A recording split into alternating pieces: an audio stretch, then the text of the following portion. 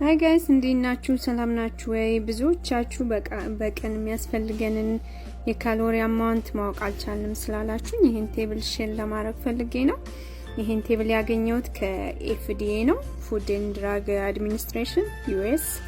እና እንደዚህ እንደምታዩት የመጀመሪያው ሴደንተሪ and then moderate and active በቀን ምን ያህል አክቲቭ ሆናችሁ እንደምትውሉ ማለት ነው። ሴደንተሪ ማለት 30 ሚኒት ወይም ለዛን 30 ሚኒት ፊዚካል አክቲቪቲ ማለት ነው።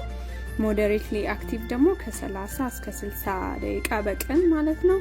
ከዛ በላይ ደግሞ አክቲቭ ከሆናችሁ ከ60 ሚኒት በላይ ከሆነ አክቲቪቲያችሁ የቀን አክቲቪቲያችሁ ከ60 ሚኒት በላይ ከሆነ አክቲቭ ናችሁ ማለት ነው። እና በዚህ መሰረት እድሜያችሁን ተከትላችሁ አይታችሁ በቀን ምን ያህል እንደሚያስፈልጋችሁ ማወቅ ትችላላችሁ።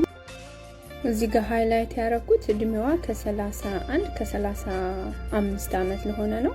ብዙም ማንንቀሳቀስ ከሆነ 1800 ነው የሚያስፈልገን። ሞዴሬትሊ አክቲቭ ከሆነን ደግሞ 2000 ካሎሪ ነው የሚያስፈልገን። አክቲቭ ከሆነን ደግሞ 2200 ካሎሪ ነው የሚያስፈልገን ማለት ነው።